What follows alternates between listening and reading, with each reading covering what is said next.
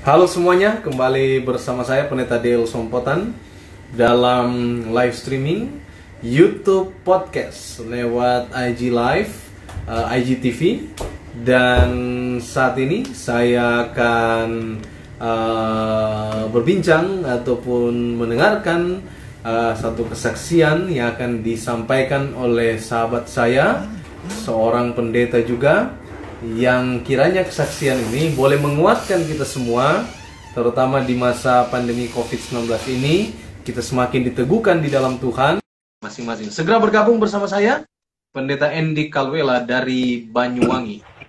Halo. Halo, selamat sore. Gimana kabar, Pastor?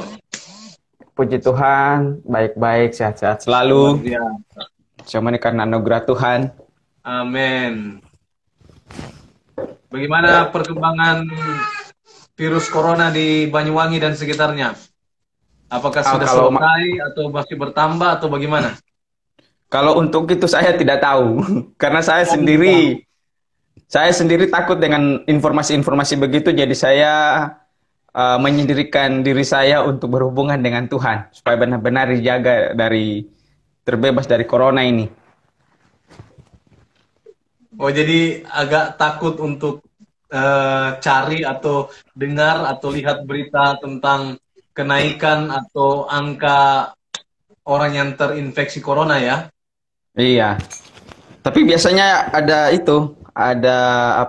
informasi selalu ada dikirim. Tapi saya cuma hanya berfokus ke yang sembuhnya, itu aja. Oh gitu. Ya, karena masing-masing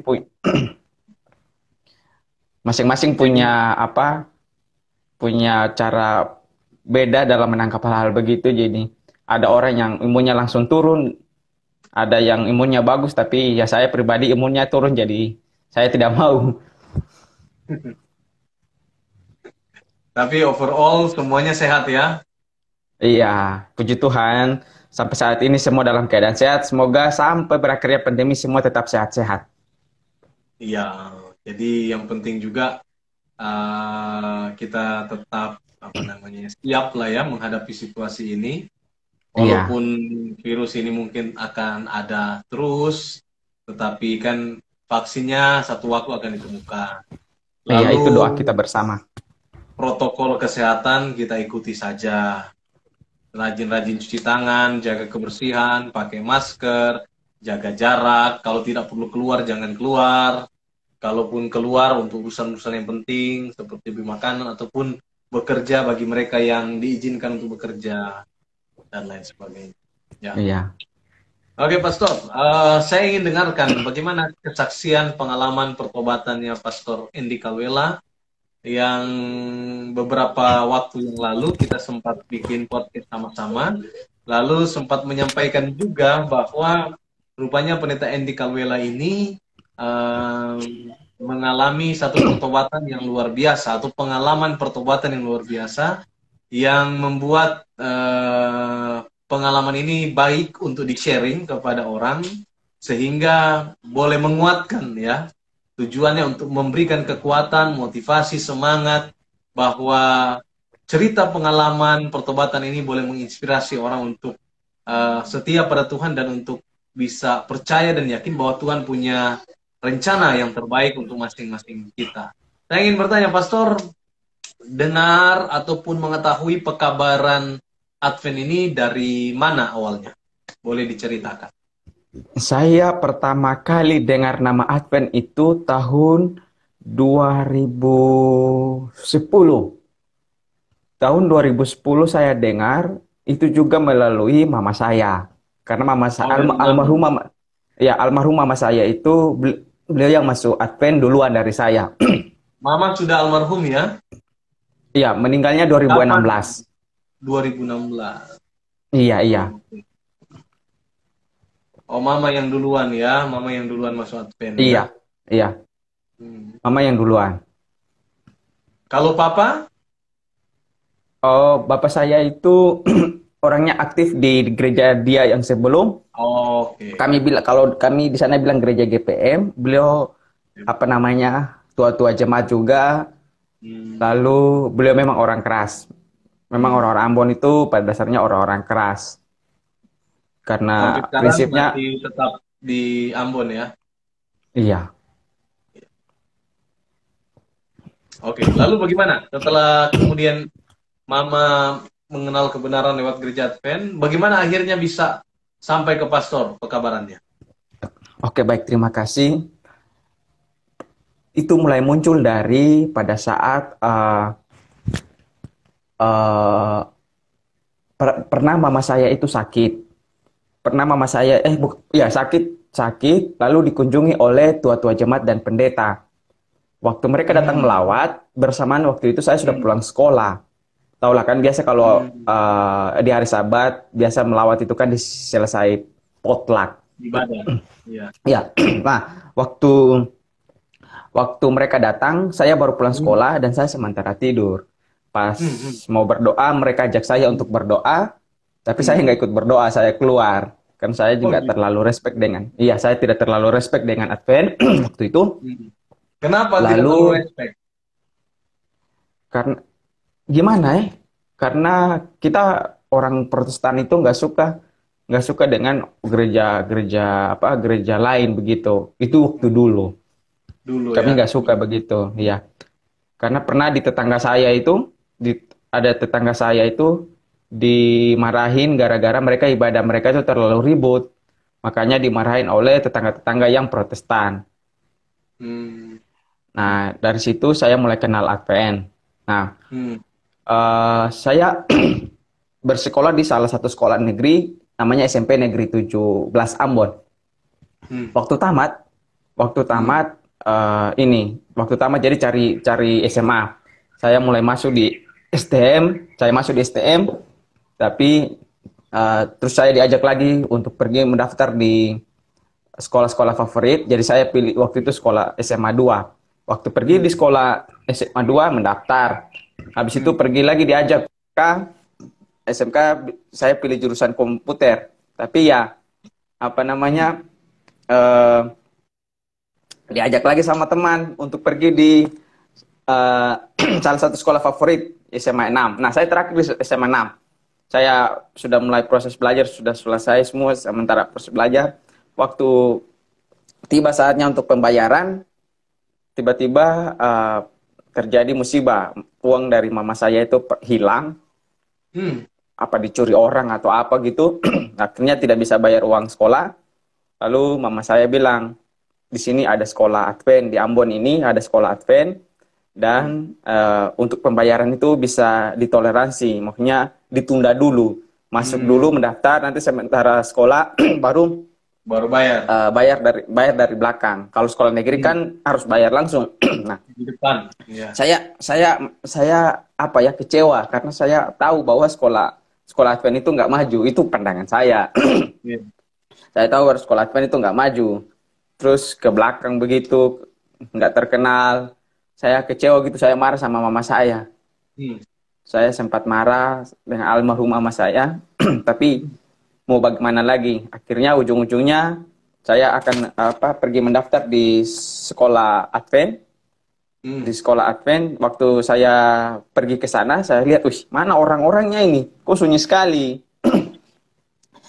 Nah, kebetulan jauh, tempatnya itu jauh dari kota. Nah, saya kan di kota, sekolahnya itu di, istilahnya di desa-desa lah, begitulah. Hmm. Di desa, tapi tempatnya aman, tempatnya bagus. Nah, Ah. ketika waktu di sekolah mau mendaftar, waktu di pendaftaran itu dibilangin, di sini itu perhiasan nggak boleh dipakai. Saya jadi kaget juga. Dan singkat cerita, saya waktu masuk di SLA Maluku, Sekolah Advent Maluku, Ambon, Hmm. saya perhatikan guru-gurunya bersahabat sekali, terus dia punya kegiatan kerohanian bagus. Namun sebelumnya di gereja saya juga seorang aktif di gereja Hmm. saya, gereja Protestan. Hmm. Saya aktif di orang-orang muda, saya aktif di kegiatan anak-anak, remaja, Hmm. bahkan istilahnya ya, banyak orang kenal lah sama saya, banyak orang kenal karena aktif dengan hal-hal rohani. Hmm. Nah, saya tahu bahwa saya datang di sekolah ini hanya untuk bersekolah, saya tidak mau pikiran untuk masuk Advent atau apalah, karena saya juga aktif di gereja saya. Nah, Hmm. singkat cerita, satu ketika biasanya di sekolah itu buat kegiatan WOP, Week of Prayer atau Minggu Sembayang selama 5 hari, Oke. 6 hari. Hmm. Lalu waktu itu ada teman-teman ajak, ayo baptis sudah masuk Advent. Tapi saya nggak mau.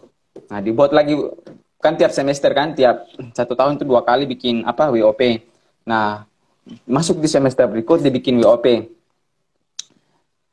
Waktu itu buat panggilan, buat panggilan, saya langsung maju. Semua semua orang heran.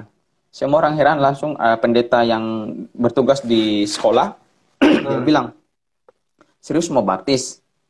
Lah, iya, mau baptis aja. Tapi ya jujur ya pendeta, saya ini masuk kebenaran, tidak ada orang yang mengajarkan kebenaran ke saya. Hmm. Saya hanya saya belajar sahabat dari salah Hmm. satu buku yang dicetak oleh Amazing Faith, kalau nggak salah, yang judulnya The Truth About of Sabat, kebenaran tentang hari Sabat.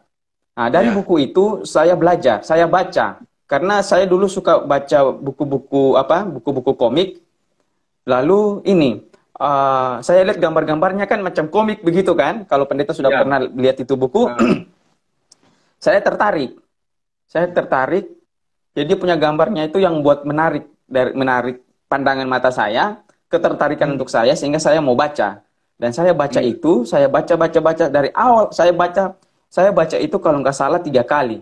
Karena saya juga suka hobi membaca. Dan buku-buku rohani saya suka baca, bahkan puji Tuhan Alkitab. Saya baca Alkitab juga dari Kejadian sampai Wahyu sampai saat ini udah 7 kali.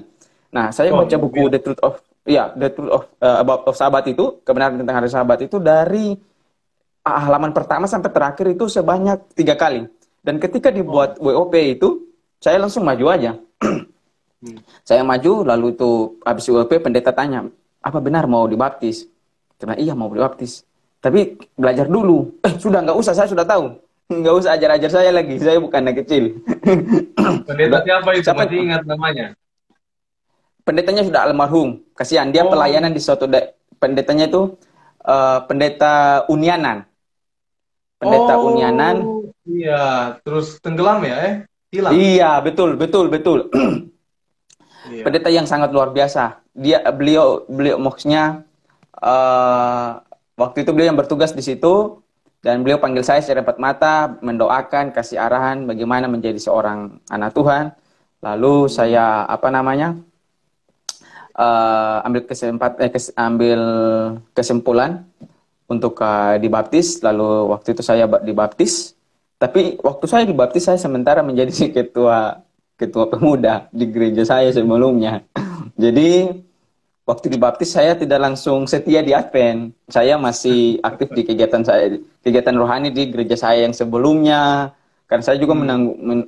memikul tugas juga. Nah, bahkan waktu pertama dibaptis saya masih makan daging babi, masih makan daging anjing, dan uh, waktu saya juga apa ya? Oh ya, saya pernah di satu sahabat waktu itu ada kegiatan menjelajah antar pemuda Kristen Protestan. Gereja Dan sebelumnya. waktu itu ya, padahal saya sudah baptis masuk Advent. Nah, Hmm. pas acara itu di hari Sabat. Nah, Hmm. teman-teman saya telepon, ayo Endik, ikut menjelajah. Ini kegiatan kami bilang eh klasis ya kalau tidak salah. Nah. Nah, lalu saya ikut menjelajah di hari Sabat. Saya ikut menjelajah di hari Sabat. Terus teman-teman saya yang di Advent ini, kenapa nggak datang ibadah? Mereka mau datang melaut. Saya bilang jangan. Saya terus terang saya ada menjelajah dengan teman-teman saya.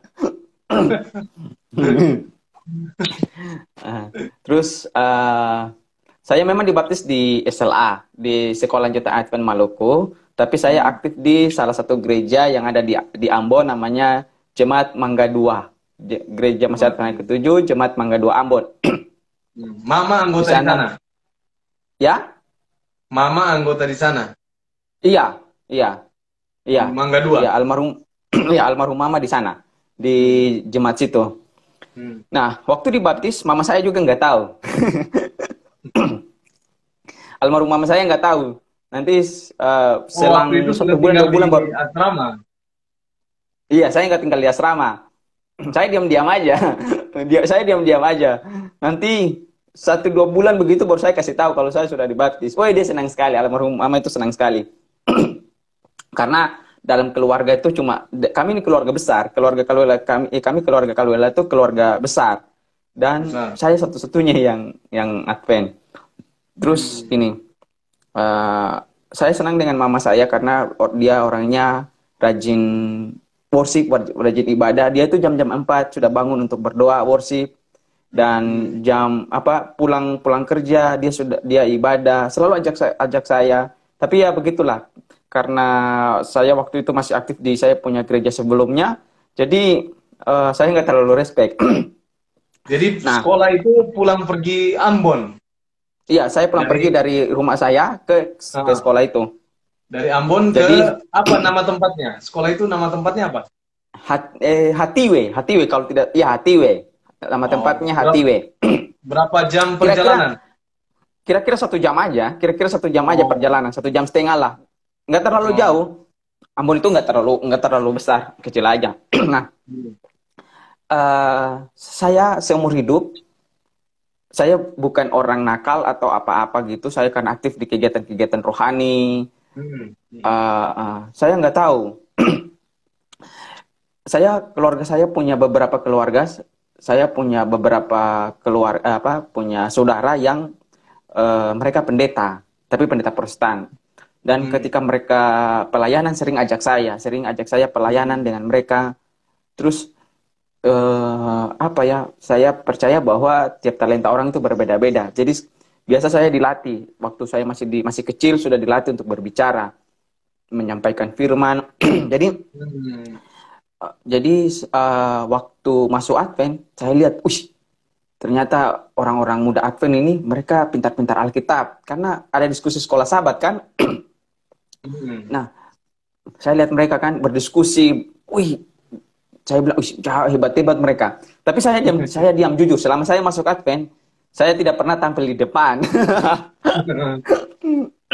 Selama masuk Advent saya nggak pernah tampil di depan. Maunya di gereja saya yang Jemaat Mangga 2 ini. Tapi kalau di SLA saya pernah disuruh untuk berkhotbah, disuruh untuk ngajak sekolah sahabat. Tapi ya sebatas kemampuan saya. Nah, tapi kalau di gereja saya sebelumnya saya aktif sekali. Nah, saya di gereja mama saya itu saya nggak pernah aktif. Maksudnya nggak pernah tampil di depan untuk bikin ini, bikin itu. Beda yang lain kan? Yang selalu bawa pimpin ini. Ilmunya masih kurang waktu itu mungkin. Bukan juga, tapi malu. Dan memang cara belajar Alkitab dari Advent, bukan membedakan, tapi cara belajar Alkitab dari gereja Advent memang berbeda dengan saudara-saudara kita yang lain. Saya lihat kalau cara belajar, macam contoh diskusi sekolah sahabat kan, memang detail banget. Nah, singkat cerita, waktu pertama baptis juga pergi ke gereja, awal-awal saya malu akui kalau saya sudah baptis waktu Advent. Terus Alkitab saya isi dalam tas. Alkitab saya isikan di dalam tas. Itu kan masih pertama. Jadi kalau saya setiap hari Sabtu kalau keluar pakai baju rapi, mereka pikir saya pergi kerja. Lalu mereka tanya mau kemana? Saya bilang mau pergi praktek. Itu pertama. Nah, saya puji Tuhan selama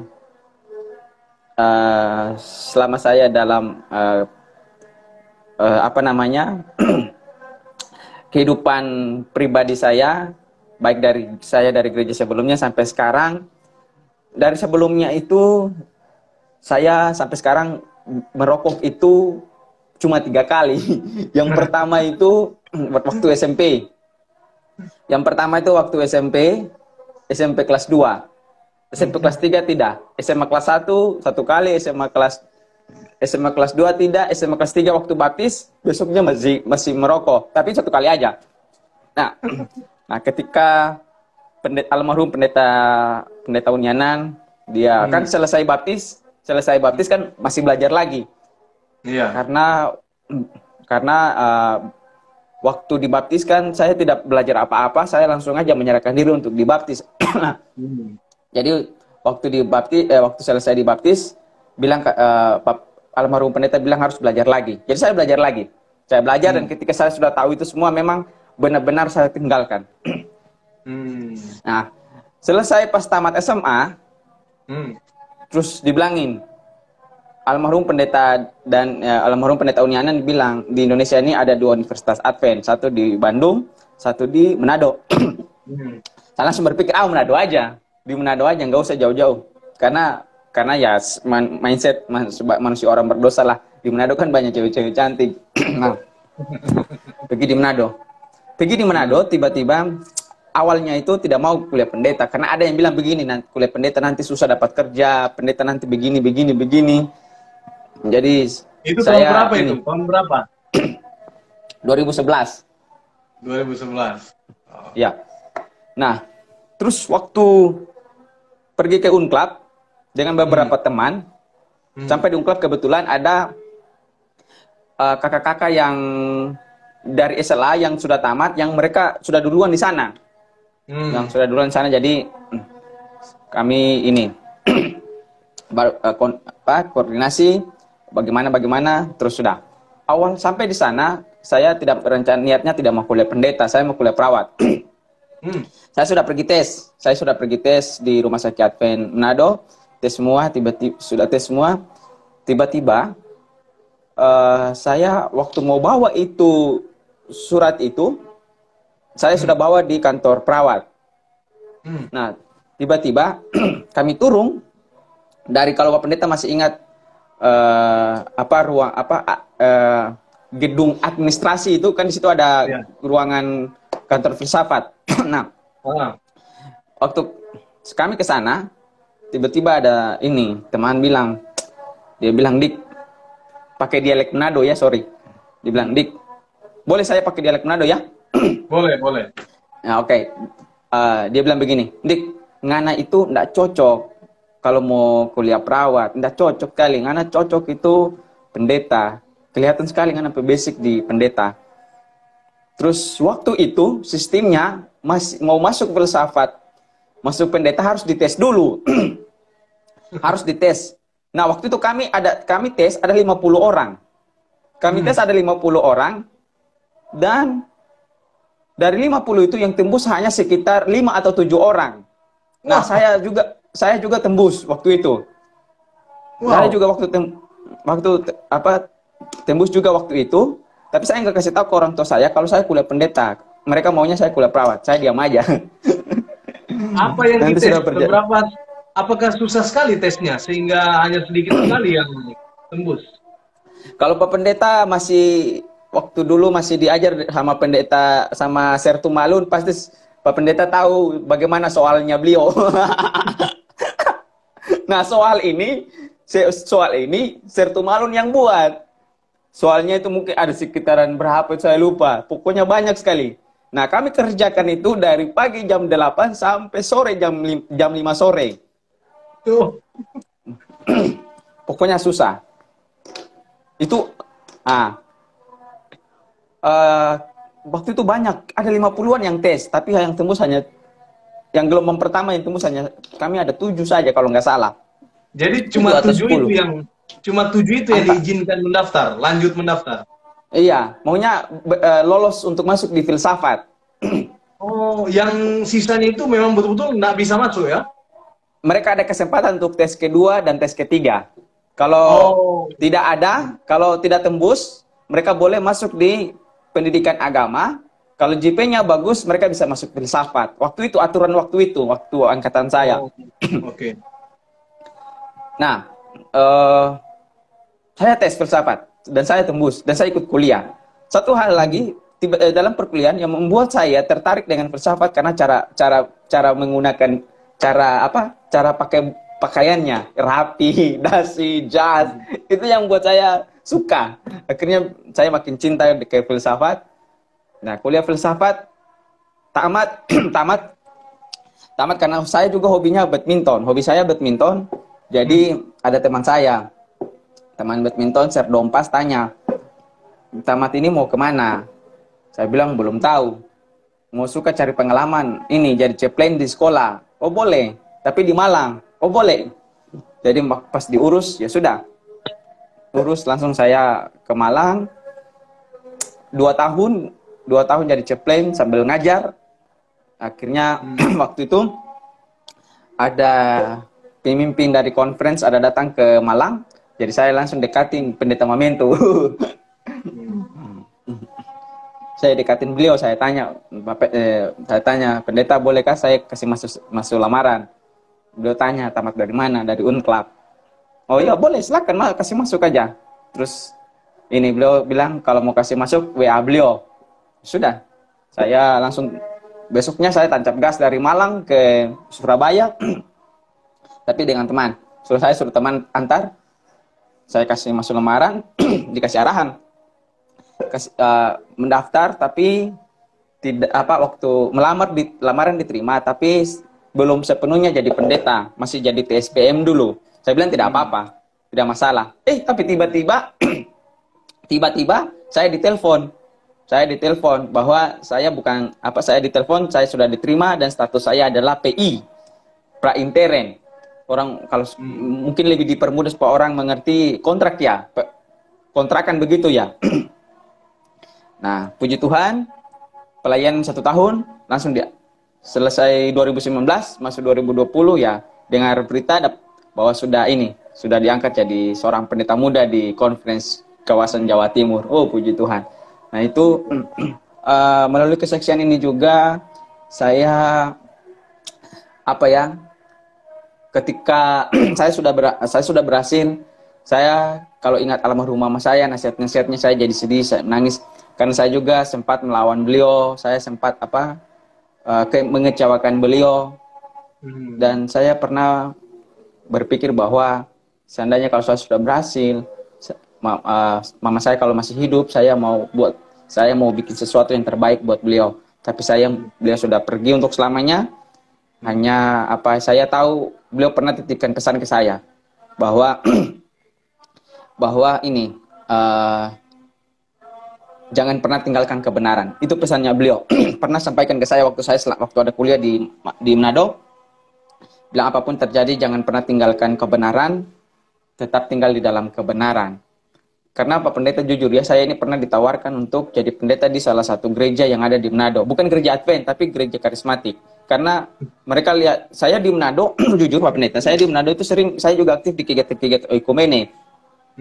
Dan saya juga pernah beberapa kali diundang untuk berkhotbah di hotel, di beberapa hotel di Manado sana. Dan mereka lihat cara saya kok seperti orang karismatik begitu. Makanya mereka bilang, gimana kalau kamu jadi pendeta di sini? Tapi di sini saya tidak bisa bilang apa nama gerejanya, tapi gereja karismatik.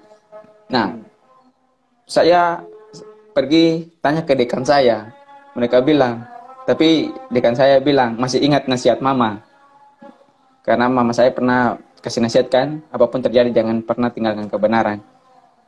Dan sampai sekarang ini saya setia. Saya tetap setia dengan Tuhan. Saya berharap juga keluarga-keluarga saya yang lain, mereka setidaknya kenal kebenaran. Ada kakak saya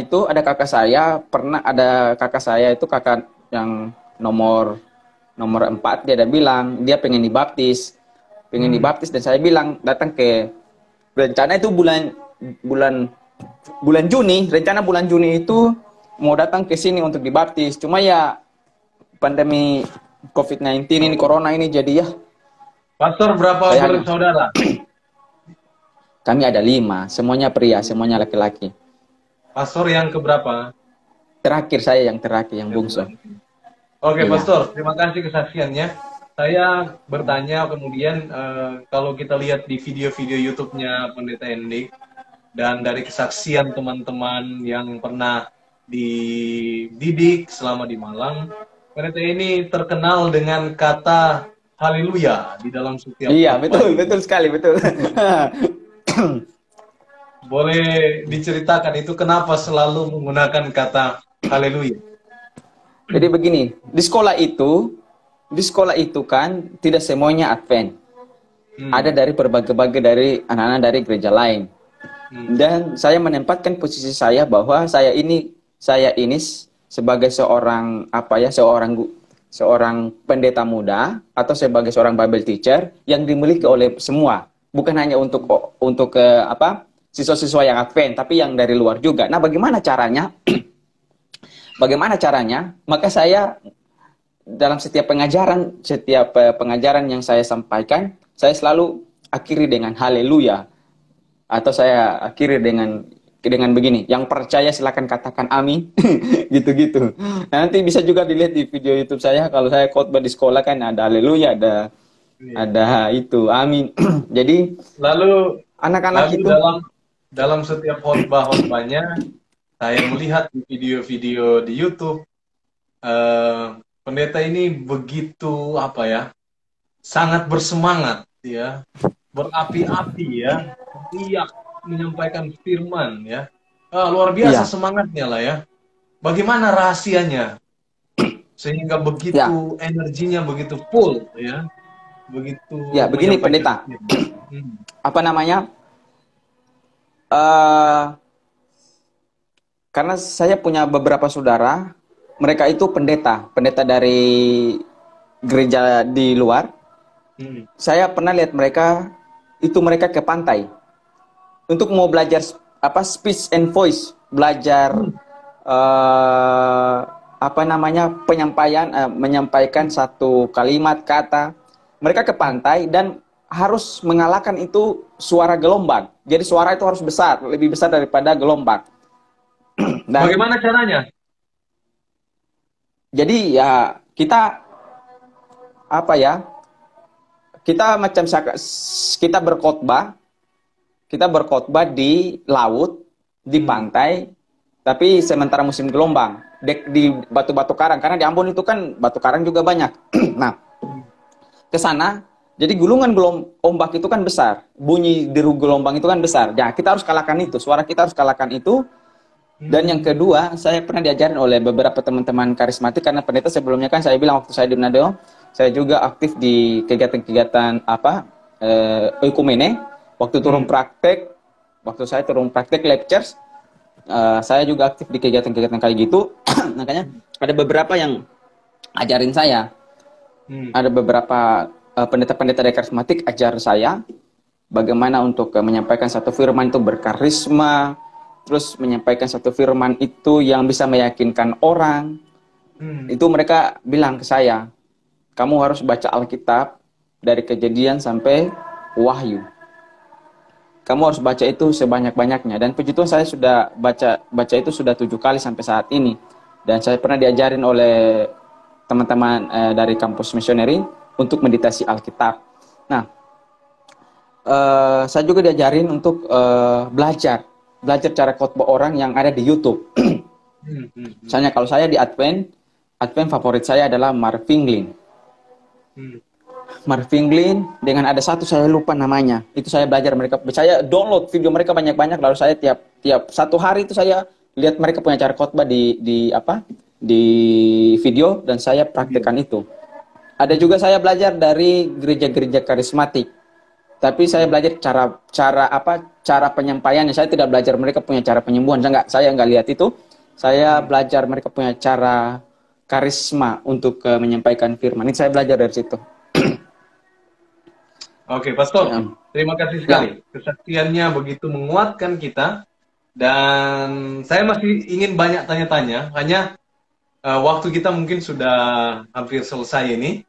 ya, Mungkin kita masih akan explore lebih dalam lagi tentang Pendeta Endik ini. Karena pendeta ini punya banyak sekali ilmu dan pelajaran yang bisa kita pelajari menyangkut bagaimana cara membawakan firman dengan penuh kuasa, dengan penuh ya, semangat, sehingga orang yang mendengarkan itu bukan hanya diberkati, tapi termotivasi dan betul-betul merasa betul-betul sedang mendengarkan firman dari Tuhan. Mungkin itu keahlian yang dimiliki oleh Pendeta Endik yang mungkin di lain waktu kita akan coba bahas secara khusus. Tadi sudah dibagikan tips-tipsnya, bagaimana cara-caranya. Tadi disampaikan baca Alkitab berulang-ulang, lalu kemudian melihat pengkhotbah-pengkhotbah terkenal, atau kemudian secara teknisnya tadi juga sudah dibagikan, pergi ke pantai, berbicara, berkhotbah di sana, mengalahkan gelombang, deru gelombang, dan lain sebagainya. Ini menarik untuk kita bahas mungkin berikut. Tapi untuk saat ini, sampai di sini dulu kesaksian yang disampaikan. Semoga kesaksian ini yang menginspirasi ini boleh jadi berkat untuk orang.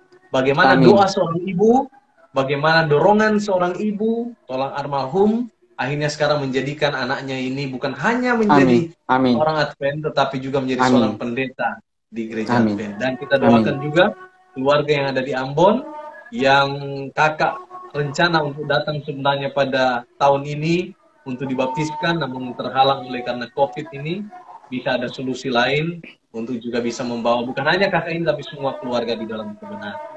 Kita berdoa, Pastor, untuk Pastor. Silakan. Bapa di surga, kami mengucap syukur kepadamu untuk berkat-Mu. Pada saat ini kami boleh mendengarkan kesaksian yang begitu menguatkan iman percaya kami pada Tuhan dari Pendeta Endik Kalwela. Tuhan berkati apa yang sudah disampaikan ini menjadi berkat kepada semua yang mendengarkan, yang menonton akan video ini. Berkati Pendeta Endik dalam pelayanannya di daerah Banyuwangi, berikan kuasa dari sorga dalam penyampaian firman Tuhan, pertambah-tambahkan hikmat daripadamu. Berkati juga dalam kesehatan, kekuatan. Berkati orang tua, saudara-saudara, terlebih khusus kami berdoakan untuk saudaranya yang rencana pada bulan Juni akan datang ke tempat di mana pendeta melayani untuk dibaptiskan. Tuhan menolong agar ada jalan keluar yang terbaik di tengah-tengah pandemi COVID-19 ini, ada solusi yang terbaik untuk kakaknya boleh mengambil keputusan menerima Yesus sebagai juru selamat pribadi lewat air baptisan. Terima kasih Tuhan, Engkau mendengar jawab doa kami. Dalam nama Yesus kami persembahkan doa ini. Amin. Amin. Terima kasih. Amin. Terima kasih pendeta. Ya, terima kasih. Tuhan memberkati. Sampai jumpa lain waktu. Sampai jumpa lagi di lain waktu. Oke. God bless you. Terima kasih. Iya, puji Tuhan.